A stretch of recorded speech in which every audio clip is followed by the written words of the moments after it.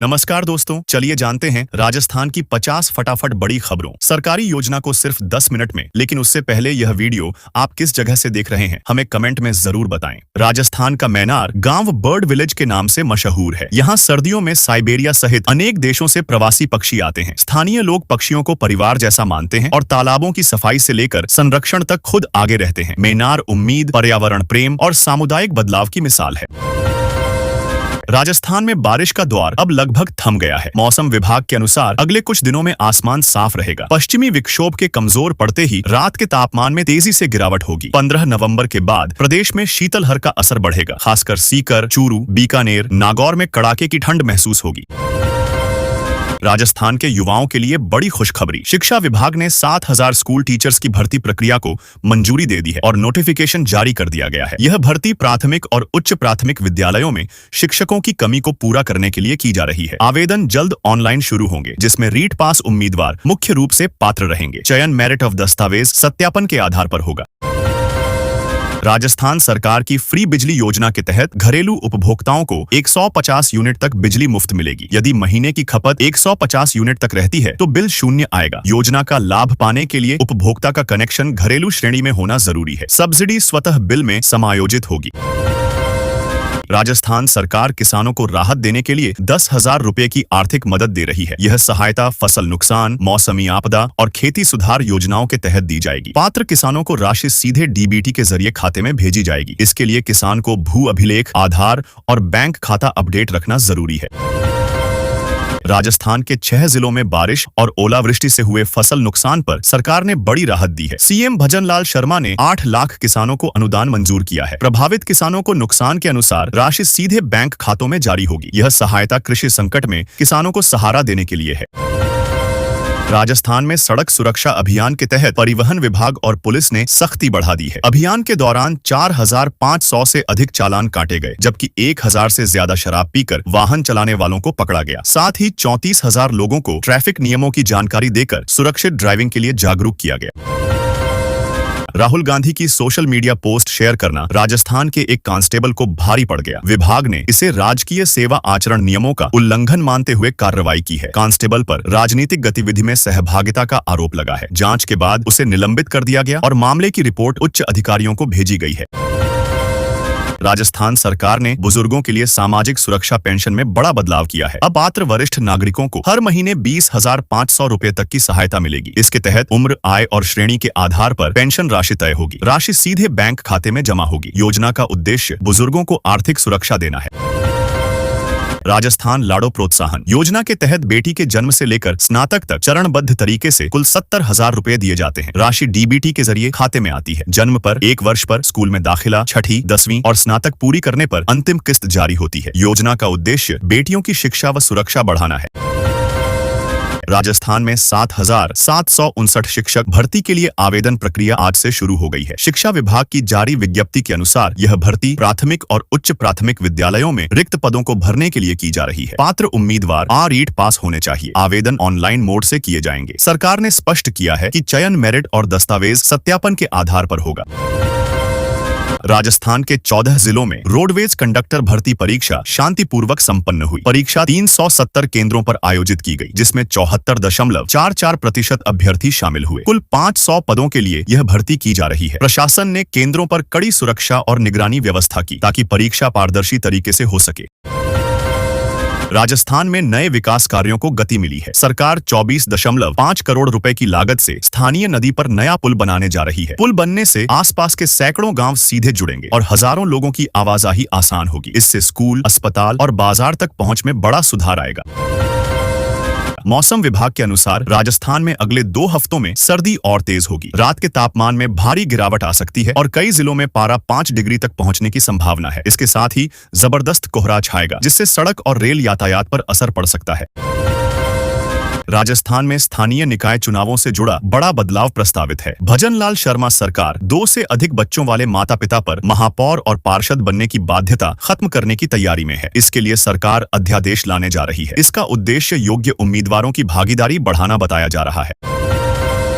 राजस्थान सरकार हर घर में सोलर ऊर्जा को बढ़ावा दे रही है। मुख्यमंत्री सोलर होम सिस्टम योजना के तहत अब घरों को 150 यूनिट तक बिजली फ्री मिलेगी। साथ ही सोलर पैनल लगाने पर सब्सिडी की राशि बढ़ा दी गई है। इससे बिजली बिल में राहत मिलेगी और ग्रामीण से शहरी क्षेत्रों तक ऊर्जा आत्मनिर्भरता को बढ़ावा मिलेगा।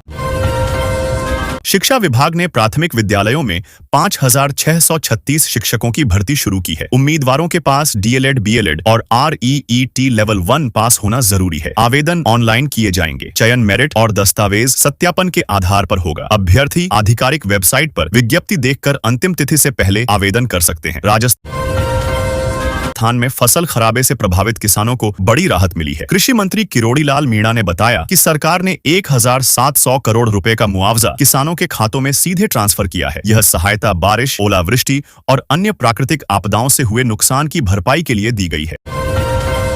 पहाड़ों से आ रही बर्फीली हवाओं के कारण राजस्थान में ठंड तेजी से बढ़ने की संभावना है। IMD ने कई जिलों में तापमान में गिरावट और शीतलहर के हालात बनने का अलर्ट जारी किया है। सुबह और रात की ठिठुरन बढ़ेगी, जबकि कोहरे से यातायात पर भी असर पड़ सकता है। राजस्थान सरकार ने फ्री बिजली के नए फॉर्मूले को लेकर गाइडलाइन जारी कर दी है, जिससे लगभग 77 लाख घरेलू उपभोक्ताओं को राहत मिलेगी। नए प्रावधान के तहत 100 यूनिट तक बिजली उपभोग करने वालों को बिल शून्य आएगा, जबकि 100 से अधिक यूनिट वाले उपभोक्ताओं को सिर्फ अतिरिक्त यूनिट का ही भुगतान करना होगा। इससे आम उपभोक्ताओं पर बिजली बिल का बोझ काफी कम होगा और लाभ सीधे मध्यम व निम्न वर्ग को मिलेगा। राजस्थान में ठंड ने जोर पकड़ लिया है। उत्तरी हवाओं के चलते सुबह शाम ठिठुरन बढ़ गई है। सीकर में तापमान सिंगल डिजिट में पहुंच गया है, जिससे लोगों को भारी सर्दी का एहसास हो रहा है। कई इलाकों में कोहरे की स्थिति बनी हुई है और लोगों ने गर्म कपड़ों का सहारा लिया। राजस्थान में जल्द ही नया एक्सप्रेसवे बनाया जाएगा, जिसके लिए करीब 400 हेक्टेयर भूमि का अधिग्रहण किया जाएगा। यह परियोजना राज्य के प्रमुख शहरों को जोड़कर आवागमन को आसान बनाएगी। एक्सप्रेसवे बनने से औद्योगिक विकास को बढ़ावा मिलेगा और यात्रा समय में कमी आएगी। सरकार भूमि अधिग्रहण प्रक्रिया को तेज गति से पूरा करने में जुटी है। राजस्थान में इन दिनों मौसम साफ बना हुआ है, लेकिन सर्दी का असर तेजी से बढ़ रहा है। सुबह और रात के तापमान में लगातार गिरावट दर्ज की जा रही है, जबकि दिन में हल्की धूप से राहत मिलती है। कई शहरों में पारा सामान्य से नीचे पहुंचा है, जिससे लोगों ने गर्म कपड़ों का सहारा बढ़ा दिया है।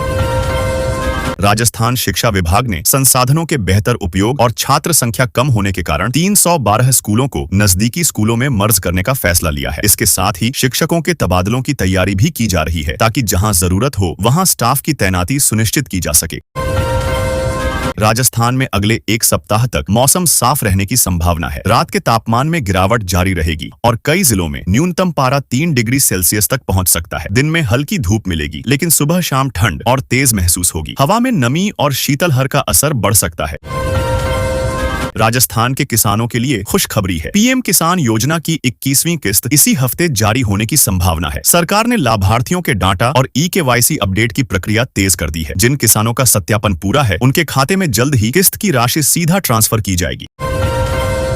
राजस्थान हाई कोर्ट ने बड़ा फैसला सुनाते हुए कहा कि JDA क्षेत्र की कृषि भूमि पर अब मैरिज गार्डन नहीं चल सकेंगे। अदालत ने ऐसे सभी गार्डन को अवैध माना है। आदेश के अनुसार जांच में अवैध पाए जाने पर शादी गार्डन को तुरंत सील किया जाएगा। इससे भूमि उपयोग नियमों को सख्ती से लागू किया जाएगा। राजस्थान में सर्दी का डबल अटैक शुरू हो गया है। पहाड़ी इलाकों से आने वाली ठंडी हवाओं और रात में क्लियर स्काई के कारण तापमान लगातार गिर रहा है। कई जिलों में पारा 5 डिग्री सेल्सियस तक पहुंचने की संभावना है। IMD ने अजमेर, सीकर और जयपुर के लिए ठंड और शीतलहर का अलर्ट जारी किया है। निर्वाचन आयोग के निर्देश के बाद राजस्थान सरकार ने सभी विभागों में तबादलों पर रोक लगा दी है। चुनाव प्रक्रिया पूरी होने तक कोई नया स्थानांतरण आदेश जारी नहीं होगा। केवल अत्यावश्यक और विशेष मामलों में ही आयोग की अनुमति से तबादले किए जा सकेंगे। इस संबंध में सभी विभागों को निर्देश भेज दिए गए हैं।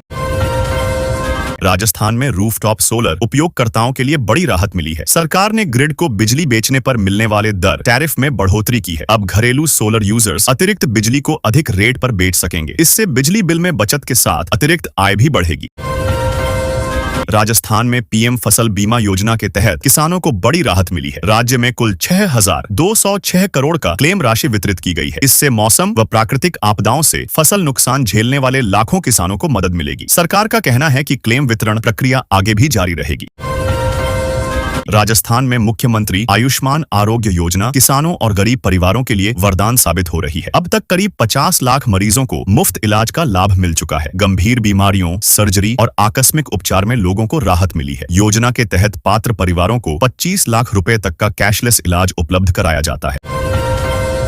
राजस्थान में 181 किलोमीटर लंबा नया एक्सप्रेसवे बनाया जाएगा, जिस पर वाहन 150 किलोमीटर प्रति घंटा की रफ्तार से दौड़ सकेंगे। यह एक्सप्रेसवे बड़े शहरों के बीच कनेक्टिविटी को मजबूत करेगा और यात्रा समय में भारी कमी लाएगा। परियोजना के पूरा होने से व्यापार, उद्योग और पर्यटन को भी बढ़ावा मिलेगा। राजस्थान में गरीब परिवारों के लिए सरकार ने नई सहायता योजना लागू की है। इसके तहत बेहद गरीब श्रेणी में आने वाले परिवारों को 1 लाख रुपए तक की आर्थिक मदद दी जाएगी। वहीं गरीबी रेखा से ऊपर उठने वाले और स्वरोजगार शुरू करने वाले परिवारों को 21,000 रुपए की अतिरिक्त सहायता मिलेगी। यह राशि आजीविका सुधार और आर्थिक सशक्तिकरण के लिए दी जाएगी। राजस्थान सरकार की बालिका शिक्षा व प्रोत्साहन योजनाओं से अब प्राइवेट स्कूल में पढ़ने वाली बेटियों को भी लाभ मिलेगा। नई व्यवस्था के तहत सरकारी के साथ साथ निजी विद्यालयों में पढ़ने वाली छात्राओं को भी 5,000 से 50,000 रुपए तक की आर्थिक सहायता दी जाएगी। यह राशि कक्षा और श्रेणी के अनुसार छात्रा के बैंक खाते में सीधे भेजी जाएगी, जिससे लड़कियों की पढ़ाई और आगे की शिक्षा को बढ़ावा मिलेगा।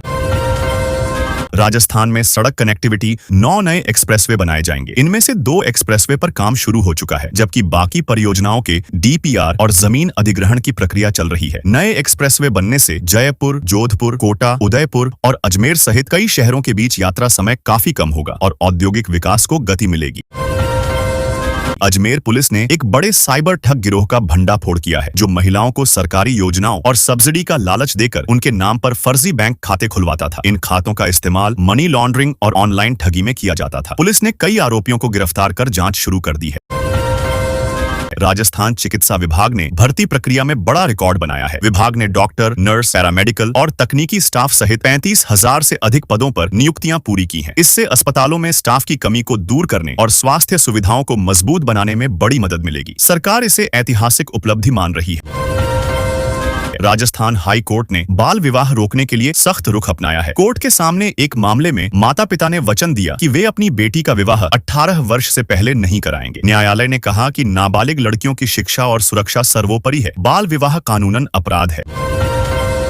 राजस्थान चिकित्सा विभाग में 15,000 से अधिक पदों पर नई भर्ती प्रक्रिया जल्द शुरू होने वाली है। इसमें doctor, nurse, pharmacist, lab technician और अन्य पैरामेडिकल स्टाफ शामिल होंगे। सरकार का उद्देश्य अस्पतालों में स्टाफ की कमी दूर कर स्वास्थ्य सेवाओं को मजबूत करना है। भर्ती का पूरा शेड्यूल जल्द जारी होगा।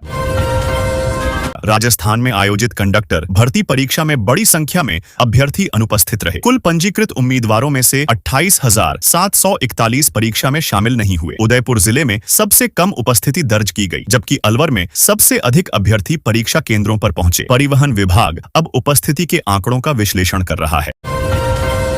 राजस्थान के किसानों के लिए बड़ी खुशखबरी है। पीएम किसान सम्मान निधि की 21वीं किस्त इसी हफ्ते जारी होने की संभावना है। राज्य के लाखों किसानों के खाते में 2,000 रुपए की राशि सीधे डीबीटी के माध्यम से भेजी जाएगी। जिन किसानों ने ई-केवाईसी और भूमि सत्यापन पूरा कर लिया है, उन्हें किस्त मिलने में कोई परेशानी नहीं होगी।